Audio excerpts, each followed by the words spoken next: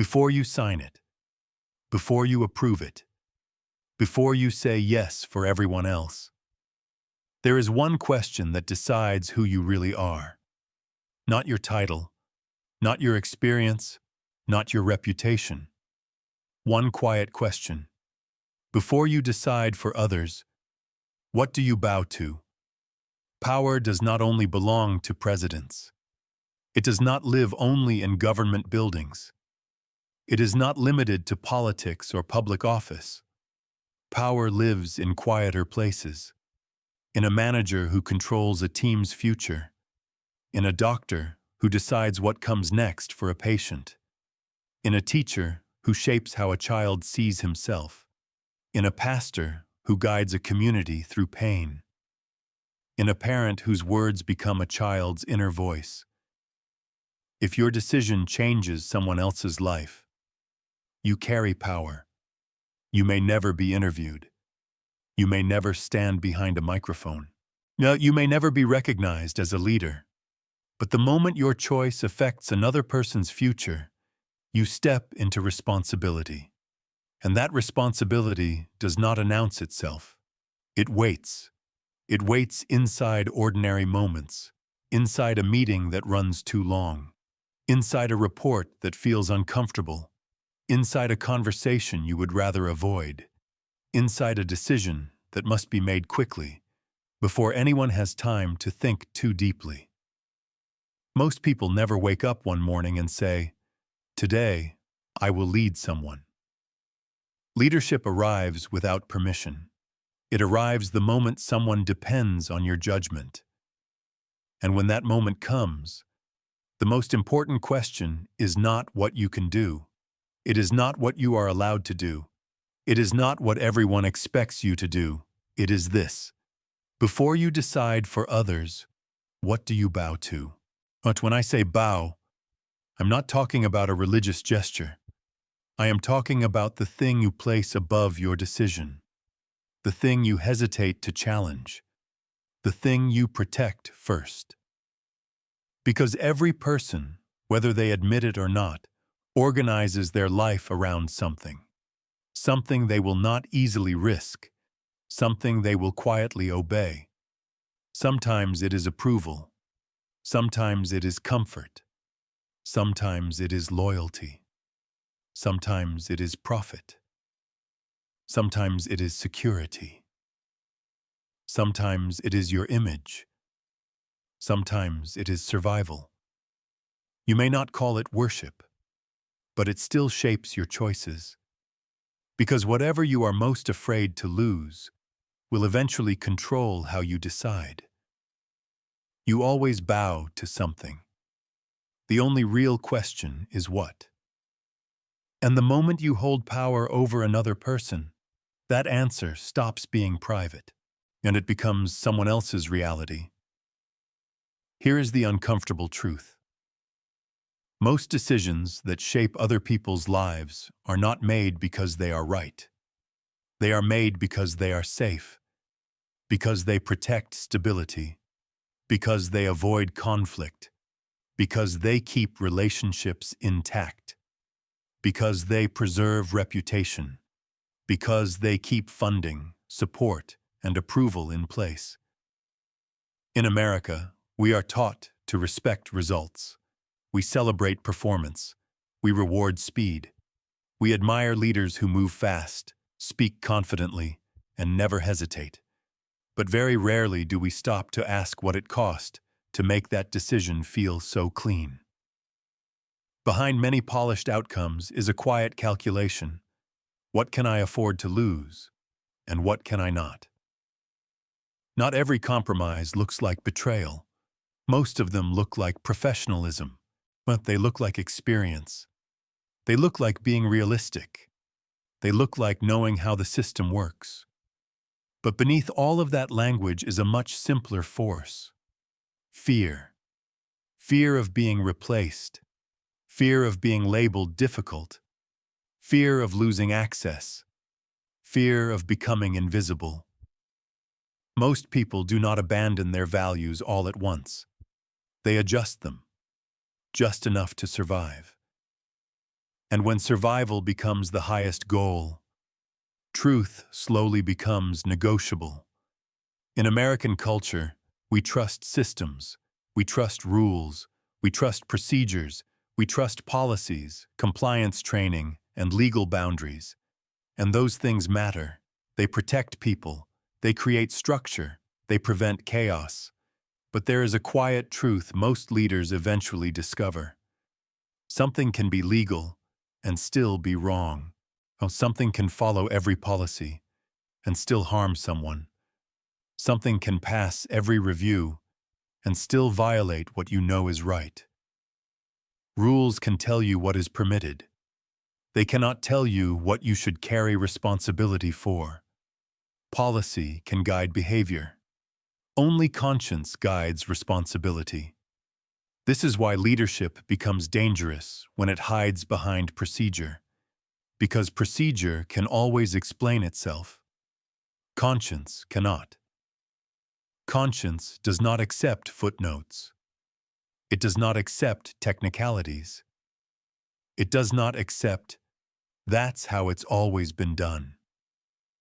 When a decision affects another human life, law may protect the organization, but conscience protects the person. And sooner or later, every leader discovers this difference. Not in a classroom, not in a handbook, but in a moment where the rules offer cover, and your inner voice offers no escape. None of the things we bow to are evil by themselves. Results are not evil. Reputation is not evil. Loyalty is not evil. Security is not evil. Public approval is not evil. They become dangerous only when they move into the highest place, when they become untouchable, when they become the one thing you are not willing to question.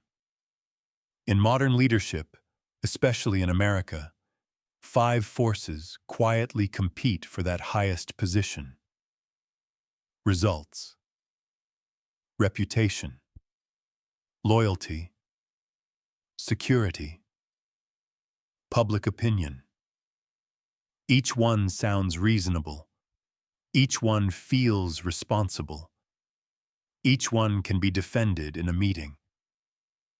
But none of them were meant to rule your conscience. Because the moment results matter more than people. Someone becomes expendable. The moment reputation matters more than truth, silence becomes attractive. The moment loyalty matters more than justice, complicity becomes respectable. The moment security matters more than responsibility, risk becomes someone else's problem. The moment public opinion matters more than reality, leadership becomes performance. None of these forces announce themselves as idols. They arrive as necessities. And slowly, they teach you what you are allowed to care about. Very few leaders openly choose what is wrong. Most of them simply choose not to speak. They do not lie. They soften. They delay. They redirect. They postpone. They ask for one more meeting. They wait for better timing. They ask someone else to handle it. They convince themselves that staying quiet is neutral. But silence is rarely neutral. Silence protects the version of reality that already has power. Silence protects momentum. Silence protects comfort. Silence protects careers. Silence protects relationships. Silence is not always cowardice. Sometimes it is exhaustion. Sometimes it is fear. Sometimes it is responsibility to a family that depends on you. Sometimes it is loyalty to people you genuinely care about. That is what makes silence so persuasive. It always has a good reason.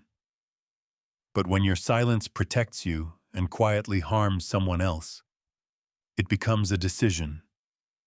And decisions shape lives, even when they are invisible. Most people do not wake up intending to betray their values. They wake up tired from deadlines, tired from pressure, tired from being the one who always has to hold things together. They carry mortgages, medical bills, pay student loans, families who depend on stability, not courage. They carry teams who would suffer if everything collapsed. They carry promises they made long before this moment arrived. So when conscience speaks, it does not sound dramatic. It sounds inconvenient. It sounds risky. It sounds like trouble. And slowly, something very human happens. They tell themselves, just not today. Just not like this. Just not when so many people are counting on me. Most people do not abandon conscience. They postpone it.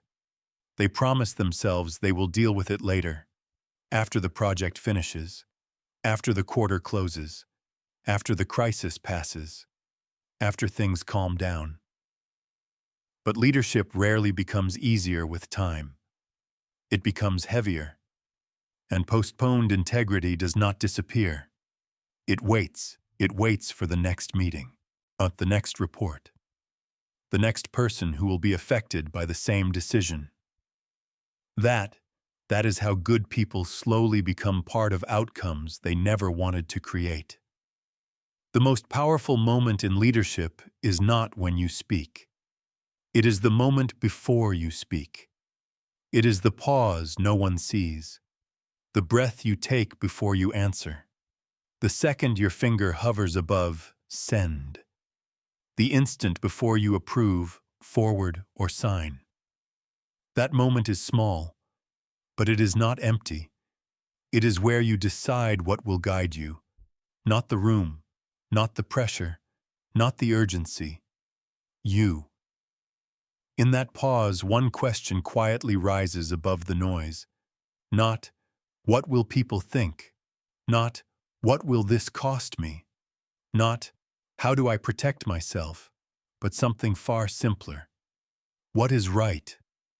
Not what is defensible. Not what is common. Not what will be forgotten. What is right?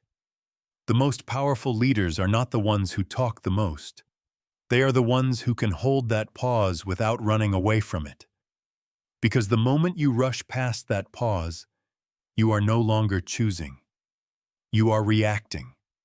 And reaction is how conscience slowly loses its voice. Some people understand this pause through faith, some through prayer, some through scripture, some through a relationship with God.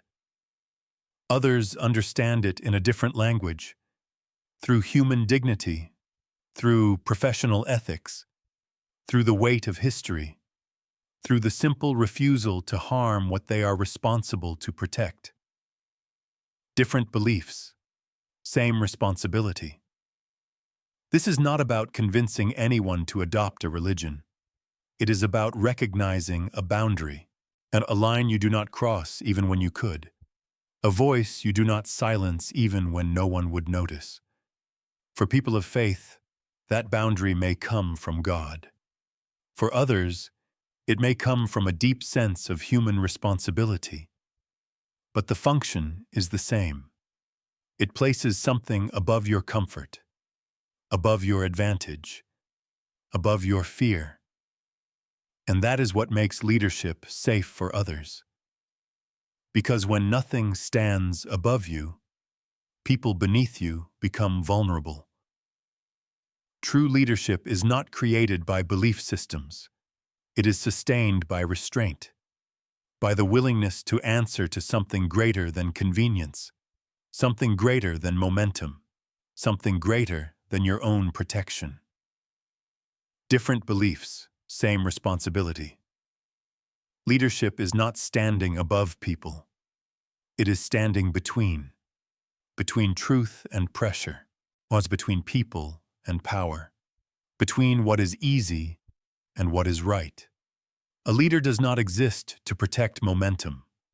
A leader exists to protect those who will feel the consequences of that momentum. You stand between what the system wants and what people actually need. You stand between what can be justified and what should never be normalized. You stand between the future you are trying to build and the shortcuts that would quietly damage it. This is what makes leadership heavy, not authority, position, visibility, but responsibility. Because when you stand in that space, you are not choosing for yourself anymore. You are choosing for people who do not get a vote in the room. People who will live with the outcome long after the meeting ends. Leadership is not control. It is placement. But where you place yourself between power and people determines who gets protected and who gets exposed. If doing the right thing would cost you influence, would you still do it? If telling the truth would make your life more complicated, would you still say it? If staying silent would protect your position, but quietly hurt someone who has no voice in the room, what would you choose? Not in a headline moment, not in a heroic story, in a normal workday, in a private meeting, in a message no one else will ever read. Because this is how conscience is actually tested. Not when the world is watching, but when no one is. When the only person who will know the real reason for your decision is you. Before you decide for others, what do you bow to? You do not need more authority to lead better. But you do not need a higher title. You do not need a bigger platform. You need a clearer conscience. A conscience strong enough to pause, strong enough to listen, strong enough to stand still when pressure tells you to move fast. Because power does not make you dangerous. Unexamined power does.